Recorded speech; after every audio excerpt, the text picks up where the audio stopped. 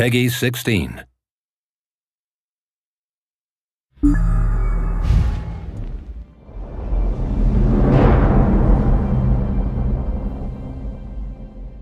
I'm Paul Sage. Hi, I'm Nick Conkle. Hi, I'm Dan Crenshaw. And we're here to talk about the group gameplay in Tamriel. Yeah, so here what we're looking at is an overland boss monster. One of the things we looked at is the fact that people at first really kind of like to get their legs, so to speak, under them by playing alone. And so what we wanted to do is provide friction elements to really get people involved in playing with other people, because we don't want to force you to play with others. We want to give you encouragement. So we opened up here with Sorcerer's Crystal Shard, kind of stun the guy right off. I'm the healer there, just went into lightning form, we'll do it again, yeah. So that's going to reduce my damage, so I usually pop that when the boss has turned to target me. You see me blocking there as he unleashed his AoE. I popped the healing ward, or steadfast ward, on my buddy Eric there, since he was getting focused by the boss. And now I'm just spamming. Yeah, when he gets to low health, it's time for Mage's Fury. So we have pretty furious. You know, the execute abilities in our game are really useful and very popular. So when you get a boss down to a certain health threshold, everyone kind of just goes into execute mode and try and finish them off as fast as you can.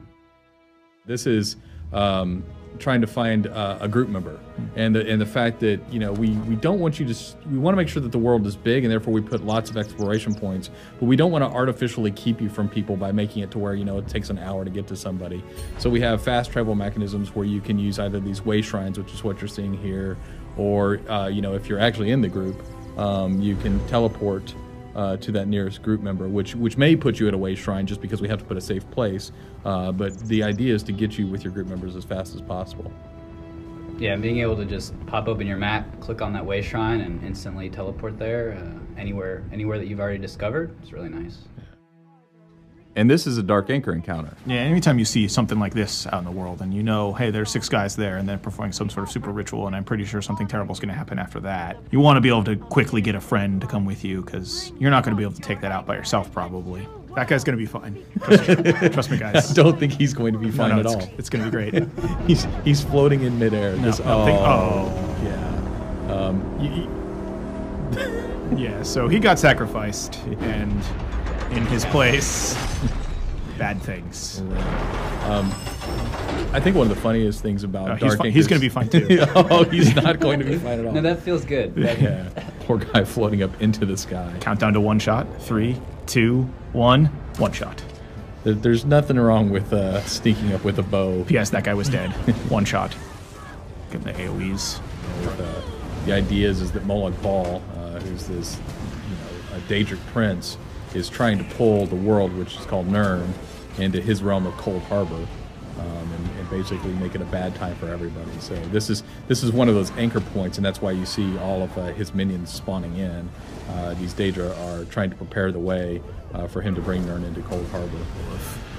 This Dark Anchor's not given up easily.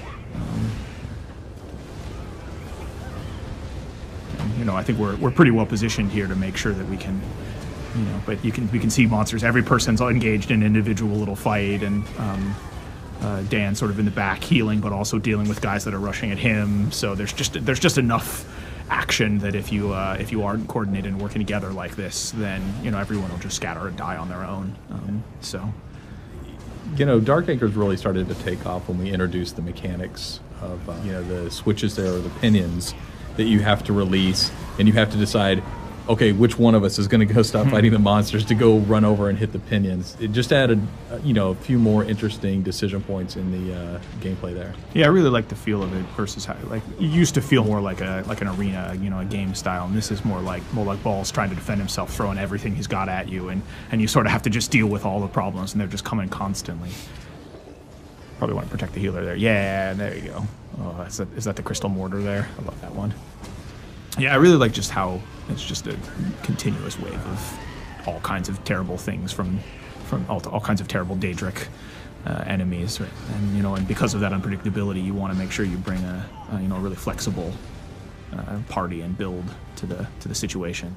You know, when we switch back and forth between first person and third person, you know, I know a lot of the guys around here like to play in third person, just because of the situational awareness. But almost every time I'll play in first person, just because I really like the level of detail it provides, and some of the cues are easier to read actually. I like the bow first person in particular too. There's something about the aiming that feels very good to me when I play that way versus in melee. A lot more often I like to play in third person.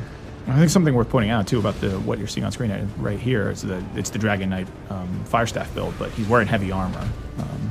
So it's kind of an unusual combination, right? There isn't really an archetype that fits with per se. It's a little mage, it's a little battle mage.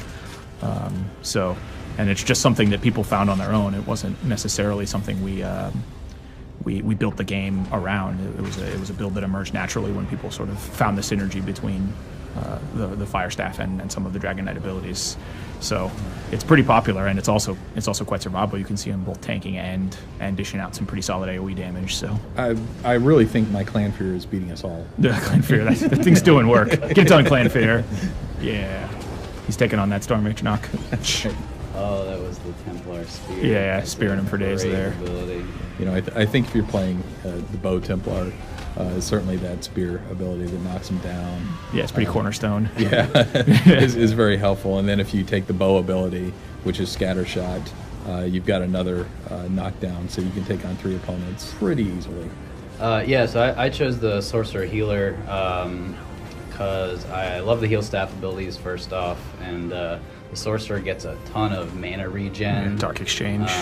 Yeah, and the Dark Exchange ability, which basically lets me sacrifice stamina, which as a healer I'm not using a whole lot, right. To regen both health and mana. So Yeah. just awesome all around. Well, speaking of sacrifices, Yeah. we have this have this going on. You know, for practice being illegal, Daedric worship sure does play a lot. It's awfully prevalent. Yeah.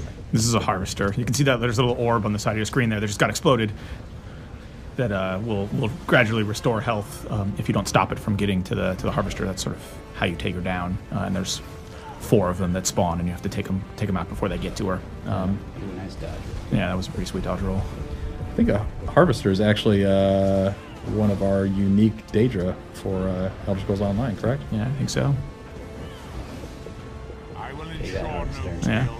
So that's at the end of all the waves, or all the sort of continuous waves. There's one giant boss, and then you get the opportunity to knock out the thing for good, which is what's happening here. And you can see like it was a really bad place. The world was warped around this, and after you take it out, it sort of returns to normal. You know, the skies go back to clear. Yeah, Pretty sparkles. Yeah, take that, Molag Bal. Stay out of our Tamriel.